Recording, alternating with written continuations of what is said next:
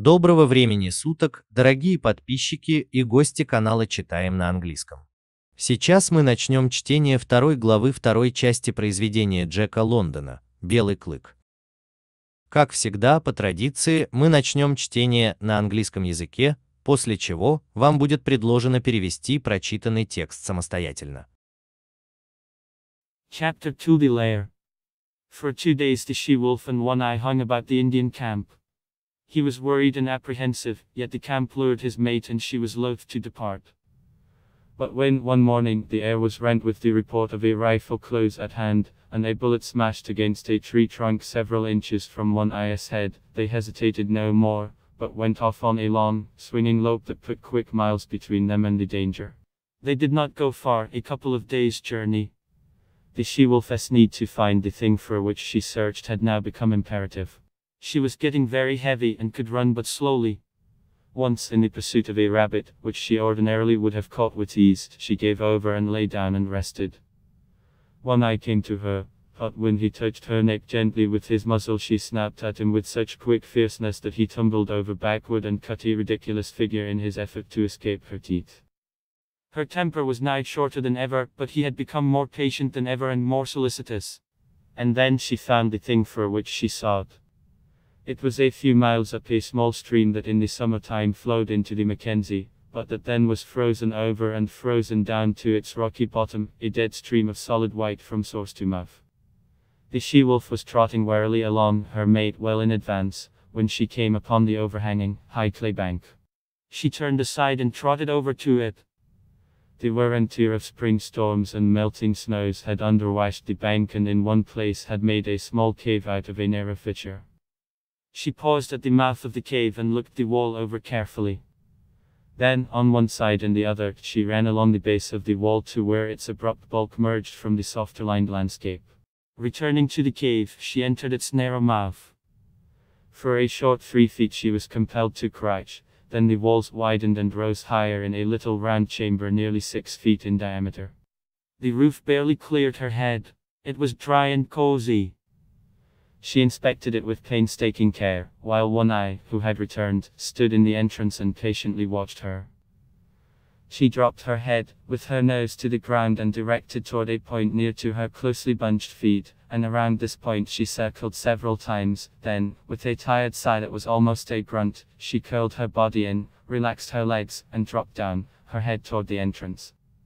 One-Eye, with pointed, interested ears, laughed at her, and beyond, outlined against the white light, she could see the brush of his tail waving good-naturedly. Her own ears, with a snuggling movement, laid their sharp points backward and down against the head for a moment, while her mouth opened and her tongue lolled peaceably out, and in this way she expressed that she was pleased and satisfied. One-Eye was hungry. Though he lay down in the entrance and slept, his sleep was fitful. He kept awaking and cocking his ears at the bright world without, where the April sun was blazing across the snow. When he dozed, upon his ears would steal the faint whispers of hidden trickles of running water, and he would rouse and listen intently. The sun had come back, and all the awakening Northland world was calling to him. Life was stirring. The feel of spring was in the air, the feel of growing life under the snow, of sap ascending in the trees, of buds bursting the shackles of the frost. He cast anxious glances at his mate, but she showed no desire to get up.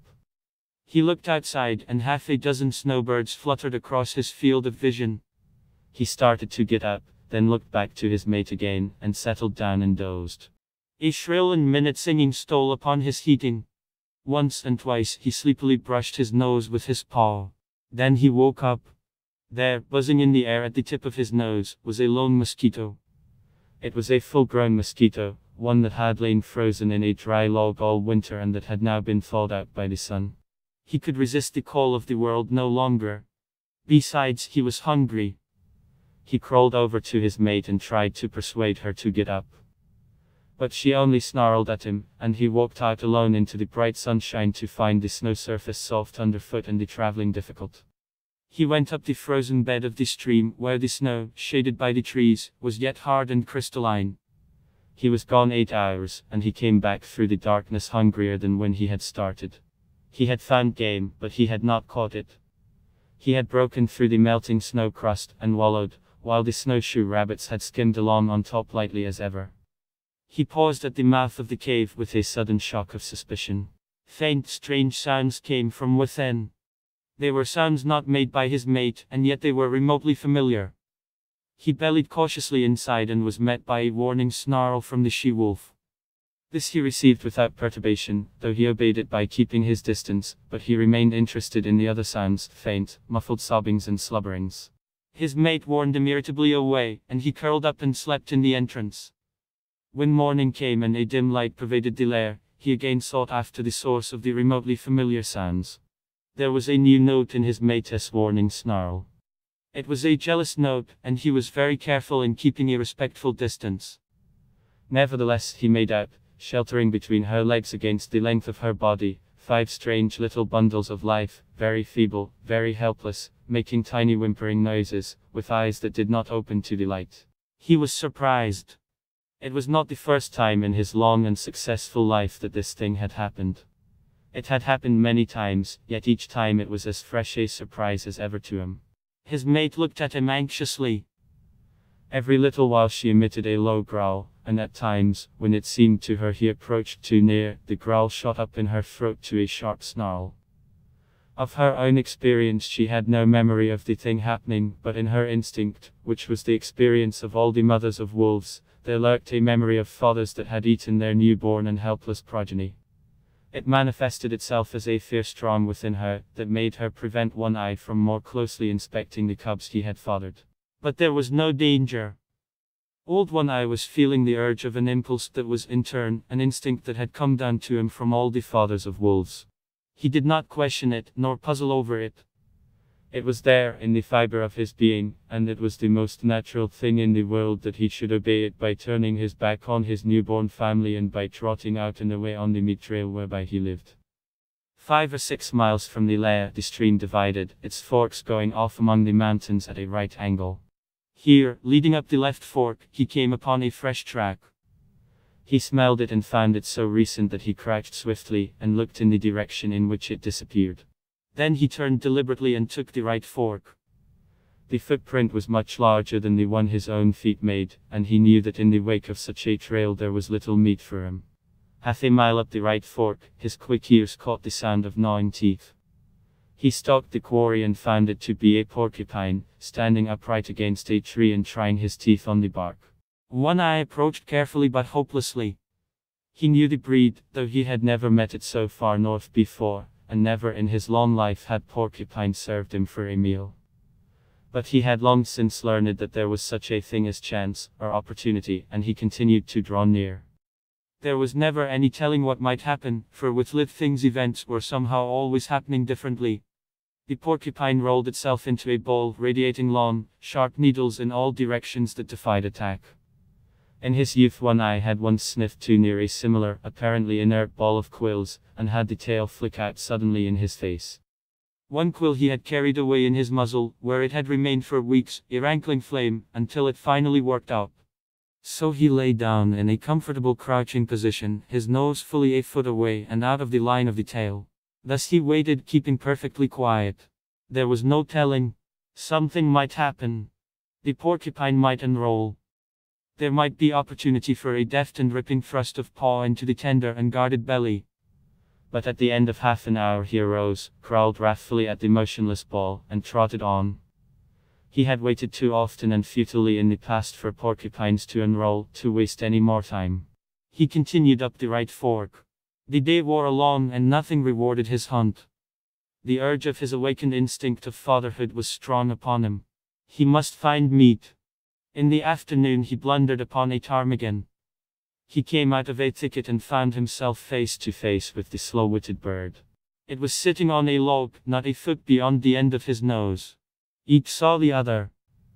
The bird made a startled rise, but he struck it with his paw, and smashed it down to earth, then pounced upon it, and caught it in his teeth as it scuttled across the snow trying to rise in the air again. As his teeth crunched through the tender flesh and fragile bones, he began naturally to eat. Then he remembered and, turning on the backtrack, started for home, carrying the ptarmigan in his mouth. A mile above the forks, running velvet-footed as was his custom, a gliding shadow that cautiously prospected each new vista of the trail, he came upon later imprints of the large tracks he had discovered in the early morning. As the track led his way, he followed, prepared to meet the maker of it at every turn of the stream. He slid his head around a corner of rock, where began an unusually large bend in the stream, and his quick eyes made out something that sent him crouching swiftly down.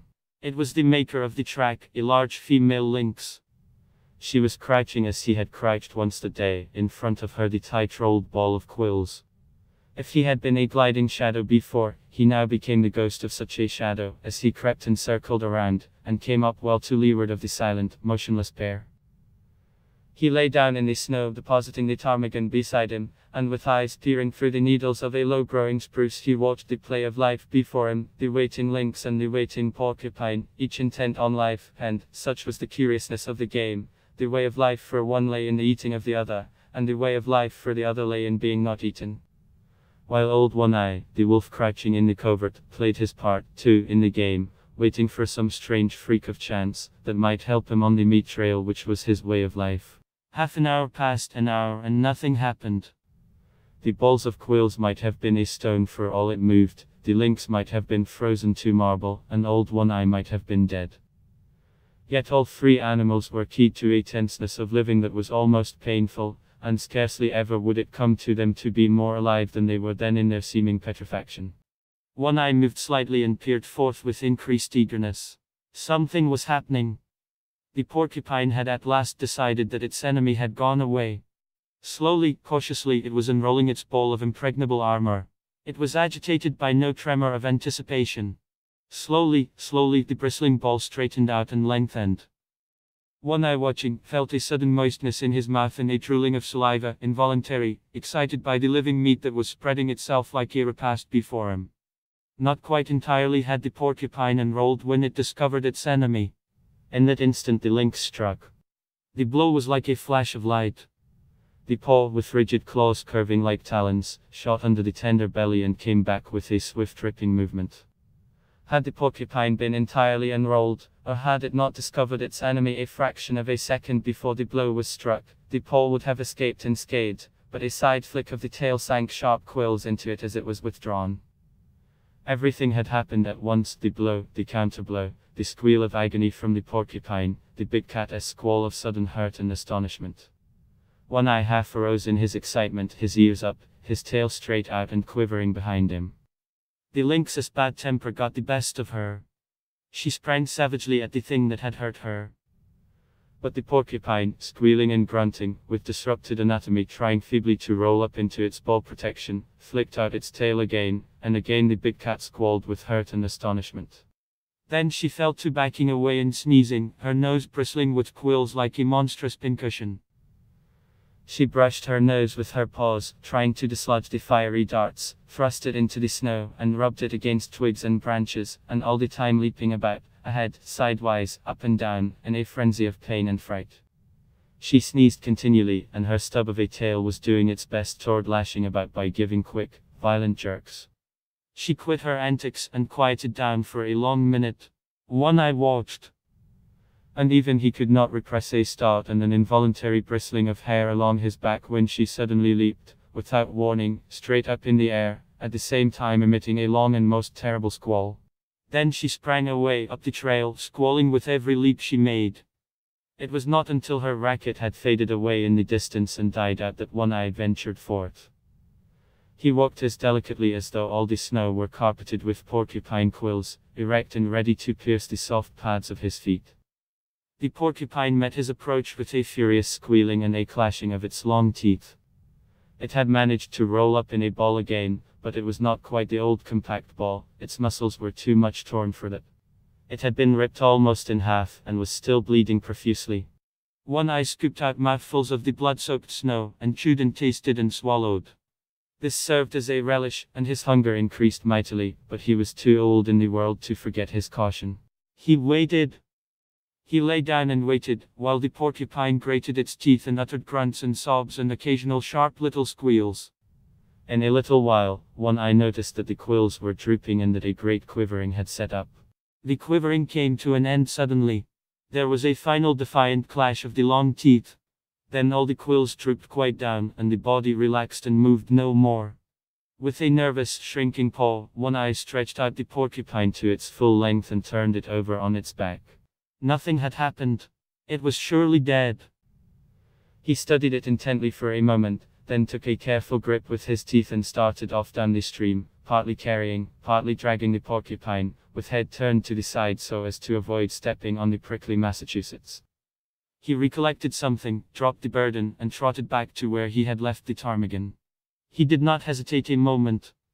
He knew clearly what was to be done, and this he did by promptly eating the ptarmigan. Then he returned and took up his burden. When he dragged the result of his day's hunt into the cave, the she-wolf inspected it, turned her muzzle to him, and lightly licked him on the neck. But the next instant she was warning him away from the cubs with a snarl that was less harsh than usual and that was more apologetic than menacing. Her instinctive fear of the father of her progeny was toning down. He was behaving as a wolf father should, and manifesting no unholy desire to devour the young lives she had brought into the world. Мы закончили чтение на английском языке второй главы второй части произведения Джека Лондона «Белый клык». Перед тем, как послушать перевод, я предлагаю вам остановить видео и перевести текст самостоятельно. Также вы можете послушать чтение сначала и постараться перевести текст синхронно. Это поможет вам развить и улучшить ваши навыки в синхронном переводе и улучшит ваше восприятие английской речи на слух. Глава 2. Логовище. 2 дня и 2 ночи бродили волчицы Одноглазой около индейского поселка. Одноглазый беспокоился и трусил, а волчицу поселок чем-то притягивал, и она никак не хотела уходить. Но однажды утром, когда в воздухе совсем неподалеку от них раздался выстрел и пуля ударила в дерево всего в нескольких дюймах от головы Одноглазого, волки уже больше не колебались и пустились в путь длинными ровными прыжками, быстро увеличивая расстояние между собой и опасностью. Они бежали недолго, всего дня 3. Волчица все с большей настойчивостью продолжала свои поиски. Она сильно оттяжелела за эти дни и не могла быстро бегать. Однажды, погнавшись за зайцем, которого в обычное время ей ничего не стоило бы поймать, она вдруг оставила погоню и прилегла на снег отдохнуть. Одноглазый подошел к ней, но не успел он тихонько коснуться носом ее шеи, как она с такой яростью укусила его, что он упал на спину и, являя собой весьма комическое зрелище, стал отбиваться от ее зубов. Волчица сделалась еще раздражительнее, чем прежде, но Одноглазый был терпелив и заботлив как никогда. И вот, наконец, волчица нашла то, что искала. Нашла в нескольких милях вверх по течению небольшого ручья, летом впадавшего в Маккензи. Теперь, промерзнув до каменистого дна, ручей затих, превратившись от истоков до устья в сплошной лед. Волчица усталой рысцой бежала позади Одноглазого, ушедшего далеко вперед, и вдруг приметила, что в одном месте высокий глинистый берег нависает над ручьем. Она свернула в сторону и подбежала туда. Буйные весенние ливни и тающие снега размыли узкую трещину в береге и образовали там небольшую пещеру. Волчица остановилась у входа в нее и внимательно оглядела наружную стену пещеры, потом обежала ее с обеих сторон до того места, где обрыв переходил в пологий скат. Вернувшись назад, она вошла в пещеру через узкое отверстие. Первые фута 3 ей пришлось ползти, потом стены раздались вширь и ввысь, и волчица вышла на небольшую круглую площадку футов 6 в диаметре. Головой она почти касалась потолка. Внутри было сухо и уютно. Волчица принялась обследовать пещеру, а Одноглазый стоял у входа и терпеливо наблюдал за ней. Опустив голову и почти касаясь носом близко сдвинутых лап, волчица несколько раз перевернулась вокруг себя, не то с усталым вздохом, не то с ворчанием подогнула ноги и растянулась на земле, головой ко входу. Одноглазый, навострив уши, посмеивался над ней, и волчице было видно, как кончик его хвоста добродушно ходит взад и вперед на фоне светлого пятна, входа в пещеру. Она прижала свои острые уши, открыла пасть и высунула язык, всем своим видом выражая полное удовлетворение и спокойствие. Одноглазому хотелось есть. Он заснул у входа в пещеру, но сон его был тревожен. Он то и дело просыпался и, навострив уши, прислушивался к тому, что говорил ему мир, залитый ярким апрельским солнцем, играющим на снегу. Лишь только Одноглазый начинал дремать, до ушей его доносился еле уловимый шепот невидимых ручейков, и он поднимал голову, напряженно вслушиваясь в эти звуки. Солнце снова появилось на небе, и пробуждающийся север слал свой призыв волку. Все вокруг оживало. В воздухе чувствовалась весна, под снегом зарождалась жизнь. Деревья набухали соком, почки сбрасывали с себя ледяные оковы. Одноглазый беспокойно поглядывал на свою подругу, но она не выказывала ни малейшего желания подняться с места. Он посмотрел по сторонам, увидел стайку пуночек, вспорхнувших неподалеку от него, приподнялся, но, взглянув еще раз на волчицу, лег и снова задремал. До его слуха донеслось слабое жужжание. Сквозь дремоту он несколько раз обмахнул лапой морду, потом проснулся. У кончика его носа с жужжанием вился комар. Комар был большой, вероятно, он провел всю зиму в сухом пне, а теперь солнце вывело его из оцепенения. Волк был не в силах противиться зову окружающего мира. Кроме того, ему хотелось есть. Одноглазый подполз к своей подруге и попробовал убедить ее подняться. Но она только огрызнулась на него. Тогда волк решил отправиться один и, выйдя на яркий солнечный свет, увидел, что снег под ногами проваливается, и путешествие будет делом нелегким. Он побежал вверх по замерзшему ручью, где снег в тени деревьев был все еще твердый. Побродив часов 8, Одноглазый вернулся затемно, еще голоднее прежнего. Он не раз видел дичь, но не мог поймать ее. Зайцы легко скакали по таявшему насту, а он проваливался и барахтался в снегу. Какое-то смутное подозрение заставило Одноглазого остановиться у входа в пещеру. Оттуда доносились странные слабые звуки. Они не были похожи на голос волчицы, но вместе с тем в них чудилось что-то знакомое. Он осторожно вполз внутрь и услышал предостерегающее рычание своей подруги. Это не смутило Одноглазого, но заставило все же держаться в некотором отдалении. Его интересовали другие звуки, слабое приглушенное повизгивание и плач. Волчица сердито заворчала на него. Одноглазый свернулся клубком у входа в пещеру и заснул. Когда наступило утро и в логовище проник тусклый свет, волк снова стал искать источник этих смутно знакомых звуков. В предостерегающем рычании волчицы появились новые нотки. В нем слышалась ревность, и это заставляло волка держаться от нее подальше. И все-таки ему удалось разглядеть, что между ногами волчицы, прильнув к ее брюху, копошились 5 маленьких живых клубочков. Слабые и беспомощные, они тихо повизгивали и не открывали глаз на свет. Волк удивился.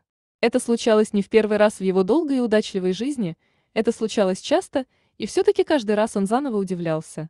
Волчица смотрела на него с беспокойством. Время от времени она тихо ворчала, а когда волк, как ей казалось, подходил слишком близко, это ворчание становилось грозным. Инстинкт, опережающий у всех матерей волчиц опыт, смутно подсказывал ей, что отцы могут съесть свое беспомощное потомство, хотя до сих пор она не знала такой беды. И страх заставлял ее гнать Одноглазого от порожденных им волчат. Впрочем, волчатам ничто не грозило. Старый волк, в свою очередь, почувствовал веление инстинкта, перешедшего к нему от его отцов. Не задумываясь над ним, не противясь ему, он ощутил это веление всем своим существом и, повернувшись спиной к своему новорожденному потомству, отправился на поиски пищи. В 5-6 милях от логовища ручей разветвлялся, и оба его рукава под прямым углом поворачивали к горам. Волк пошел вдоль левого рукава и вскоре наткнулся на чьи-то следы. Обнюхав их и убедившись, что следы совсем свежие, он припал на снег и взглянул в том направлении, куда они вели. Потом не спеша повернулся и побежал вдоль правого рукава. Следы были гораздо крупнее его собственных, и он знал, что там, куда они приведут, надежды на добычу мало. Пробежав с полмили вдоль правого рукава, волк уловил своим чутким ухом какой-то скрежещущий звук. Подкравшись ближе, он увидел дикобраза, который, встав на задние лапы, точил зубы о дерево. Одноглазый осторожно подобрался к нему, не надеясь, впрочем, на удачу. Так далеко на севере дикобразы ему не попадались, но он знал этих зверьков, хотя за всю свою жизнь ни разу не попробовал их мясо. Однако опыт научил волка, что бывает в жизни счастье или удача, и он продолжал подбираться к дикобразу. Трудно угадать, чем кончится эта встреча, ведь исхода борьбы с живым существом никогда нельзя знать заранее. Дикобраз свернулся клубком, растопырив во все стороны свои длинные острые иглы, и нападение стало теперь невозможным. В молодости Одноглазый ткнулся однажды мордой в такой же вот безжизненный с виду клубок игл и неожиданно получил удар хвостом по носу. Одна игла так и осталась торчать у него в носу, причиняя жгучую боль, и вышла из раны только через несколько недель.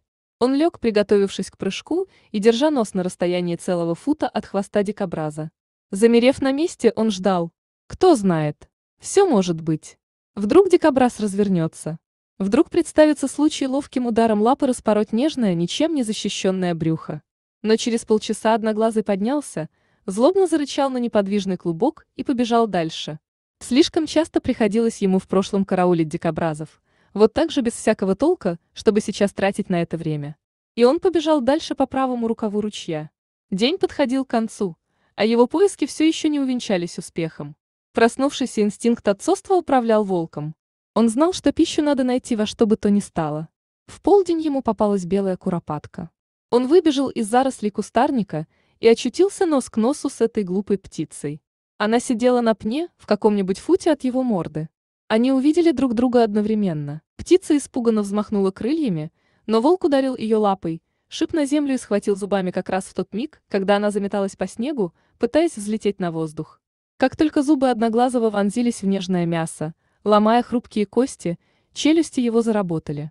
Потом он вдруг вспомнил что-то и пустился бежать к пещере, прихватив куропатку с собой. Пробежав еще с милю своей бесшумной поступью, скользя словно тень и внимательно приглядываясь к каждому новому береговому изгибу, он опять наткнулся на следы все тех же больших лап. Следы удалялись в ту сторону, куда лежал и его путь, и он приготовился в любую минуту встретить обладателя этих лап. Волк осторожно высунул голову из-за скалы в том месте, где ручей круто поворачивал, и его зоркий глаз заприметил нечто такое, что заставило его сейчас же прильнуть к земле. Это был тот самый зверь, который оставил большие следы на снегу, крупная самка-рысь. Она лежала перед свернувшимся в тугой клубок дикобразом в той же позе, в какой рано утром лежал перед таким же дикобразом и сам волк. Если раньше Одноглазого можно было сравнить со скользящей тенью, то теперь это был призрак той тени, осторожно огибающий с подветренной стороны безмолвную неподвижную пару – дикобраза и рысь. Волк лег на снег, положив куропатку рядом с собой, и сквозь иглы низкорослой сосны стал пристально следить за игрой жизни, развертывающейся у него на глазах, за рысью и дикобразом, которые хоть и притаились, но были полны сил и отстаивали каждое свое существование. Смысл же этой игры заключался в том, что один из ее участников хотел съесть другого, а тот не хотел быть съеденным. Старый волк тоже принимал участие в этой игре из своего прикрытия, надеясь, а вдруг счастье окажется на его стороне, и он добудет пищу, необходимую ему, чтобы жить. Прошло полчаса, прошел час, все оставалось по-прежнему. Клубок игл сохранял полную неподвижность, и его легко можно было принять за камень. Рысь превратилась в мраморное изваяние, а Одноглазый тот был точно мертвый. Однако все трое жили такой напряженной жизнью, напряженной почти до ощущения физической боли, что вряд ли когда-нибудь им приходилось чувствовать в себе столько сил, сколько они чувствовали сейчас, когда тела их казались окаменелыми. Одноглазый подался вперед, насторожившись еще больше. Там за сосной произошли какие-то перемены. Дикобраз в конце концов решил, что враг его удалился. Медленно, осторожно стал он расправлять свою непроницаемую броню. Его не тревожило ни малейшее подозрение. Колючий клубок медленно-медленно развернулся и начал выпрямляться. Одноглазый почувствовал, что рот у него наполняется слюной при виде живой дичи, лежавшей перед ним как готовое угощение. Еще не успев развернуться до конца, дикобраз увидел своего врага. И в это мгновение рысь ударила его. Удар был быстрый, как молния. Лапа с крепкими когтями, согнутыми, как у хищной птицы, распорола нежное брюхо и тотчас же отдернулась назад. Если бы дикобраз развернулся во всю длину или заметил врага на какую-нибудь 0,1 секунды позже, лапа осталась бы невредимой. Но в то мгновение, когда рысь отдернула лапу, дикобраз ударил ее сбоку хвостом и вонзил в нее свои острые иглы. Все произошло одновременно. Удар, ответный удар, предсмертный визг дикобраза и крик огромной кошки, ошеломленной болью. Одноглазый привстал, навострил уши и вытянул хвост, дрожащий от волнения. Рысь дала волю своему нраву. Она с яростью набросилась на зверя, причинившего ей такую боль. Но дикобраз, хрипя, взвизгивая и пытаясь свернуться в клубок, чтобы спрятать вывалившиеся из распоротого брюха внутренности, еще раз ударил хвостом. Большая кошка снова взвыла от боли и с фырканьем отпрянула назад. Нос ее, весь утыканный иглами, стал похож на подушку для булавок. Она царапала его лапами, стараясь избавиться от этих жгучих, как огонь, стрел, тыкалась мордой в снег, терлась о ветки и прыгала вперед, назад, направо, налево, не помня себя от безумной боли и страха. Не переставая фыркать, рысь судорожно дергала своим коротким хвостом, потом мало-помалу затихла. Одноглазый продолжал следить за ней и вдруг вздрогнул и ощетинился. Рысь с отчаянным воем взметнулась высоко в воздух и кинулась прочь, сопровождая каждый свой прыжок пронзительным визгом. И только тогда, когда она скрылась и визги ее замерли вдали, Одноглазый решился выйти вперед. Он ступал с такой осторожностью, как будто весь снег был усыпан иглами, готовыми каждую минуту вонзиться в мягкие подушки на его лапах. Дикобраз встретил появление волка яростным визгом и лязганьем зубов. Он ухитрился кое-как свернуться, но это уже не был прежний непроницаемый клубок. Порванные мускулы не повиновались ему, он был разорван почти пополам и истекал кровью. Одноглазый хватал пастью и с наслаждением глотал окровавленный снег. После такой закуски голод его только усилился. Но он недаром пожил на свете. Жизнь научила его осторожности. Надо было выждать время. Он лег на снег перед дикобразом, а тот скрежетал зубами, хрипел и тихо повизгивал. Несколько минут спустя Одноглазый заметил, что иглы дикобраза мало-помалу опускаются, и по всему его телу пробегает дрожь. Потом дрожь сразу прекратилась. Длинные зубы лязгнули в последний раз. Иглы опустились, тело обмякло и больше уже не двигалось. Робким, боязливым движением лапы Одноглазый растянул дикобраза во всю длину и перевернул его на спину. Все обошлось благополучно. Дикобраз был мертв. После внимательного осмотра волк осторожно взял свою добычу в зубы и побежал вдоль ручья, волоча ее по снегу и повернув голову в сторону, чтобы не наступать на колючие иглы. Но вдруг он вспомнил что-то, бросил дикобраза и вернулся к куропатке. Он не колебался ни минуты. Он знал, что надо сделать, надо съесть куропатку. И съев ее, Одноглазый побежал туда, где лежала его добыча. Когда он втащил свою ношу в логовище, волчица осмотрела ее, подняла голову и лизнула волка в шею. Но сейчас же вслед за тем она легонько зарычала, отгоняя его от волчат. Правда, на этот раз рычание было не такое уж злобное, в нем слышалось скорее извинение, чем угроза. Инстинктивный страх перед отцом ее потомства постепенно пропадал. Одноглазый вел себя, как и подобало волку отцу, и не проявлял беззаконного желания сожрать малышей, произведенных ею на свет. Для тех, кто хочет приобрести со скидкой полную версию книги в оригинале, в описании к видео я оставил ссылку. Подписывайтесь на канал, ставьте лайки и жмите в колокольчик, чтобы получать уведомления о новых выпусках.